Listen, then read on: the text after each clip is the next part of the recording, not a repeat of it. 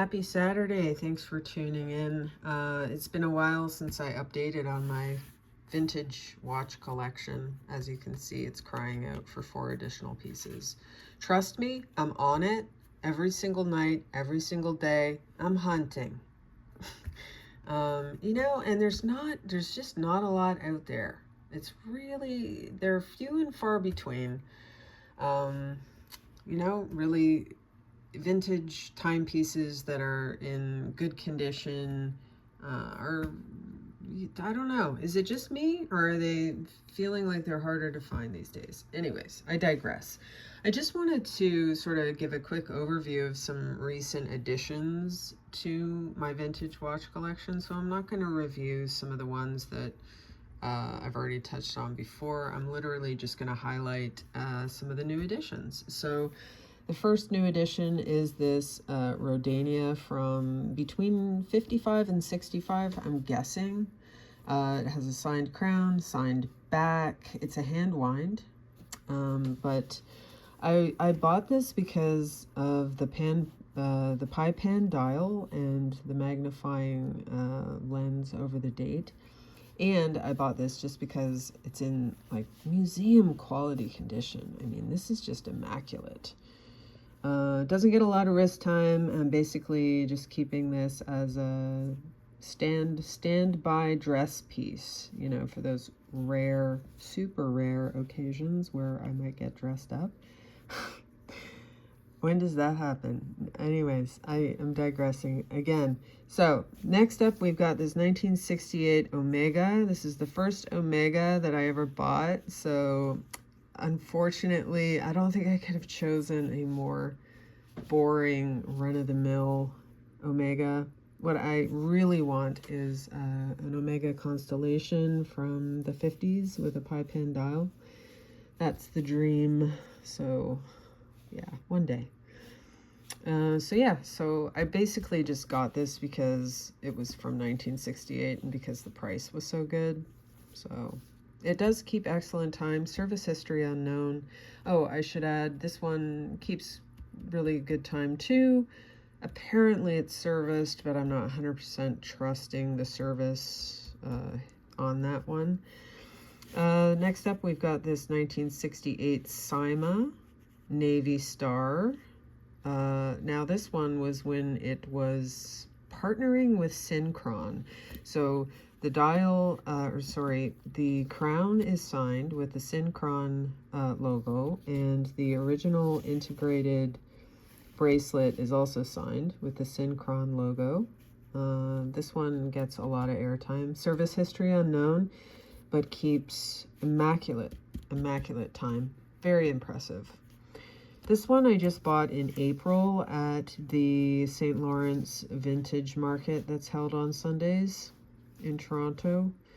This one's got the up-down date, offset crown, which is signed. The seller said that all of his watches were serviced. I wasn't entirely convinced that that was true. However, this keeps great time.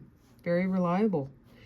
But that could just be because it's a vintage Wittnauer. I don't know, man. I've never met a vintage Wittnauer that didn't keep good time, even with unknown service history. I think, in my opinion, vintage Wittnauers are highly, highly underrated. Last but not least, this new edition is an Eterna-Matic. This is from approximately 1979.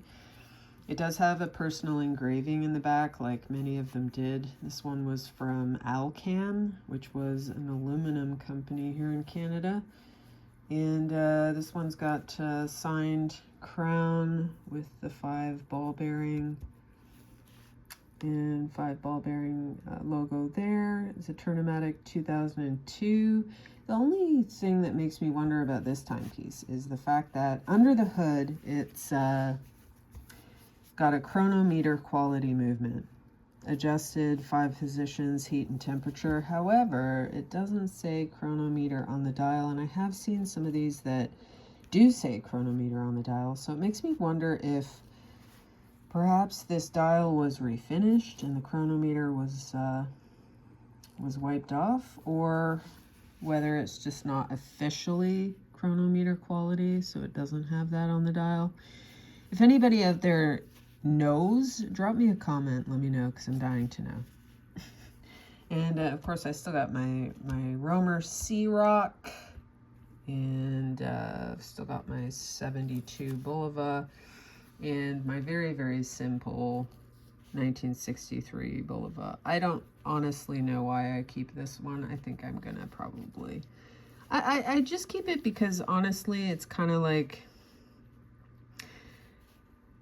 sweet in its ultimate simplicity, right? Like it's just so simple, and so like this is something your working class grandpa would have worn on his wrist.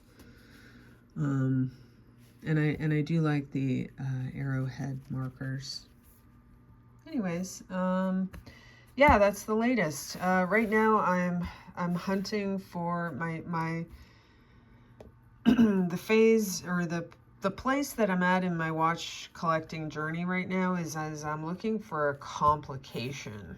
So I'm either looking for a pointer date, or I'm looking for a moon phase complication, or the ultimate grail would be a triple date moon phase. But those are just super hard to find. And if you do find one that's in half decent condition, it's like thousands of dollars. And my motto is, or not my motto, but my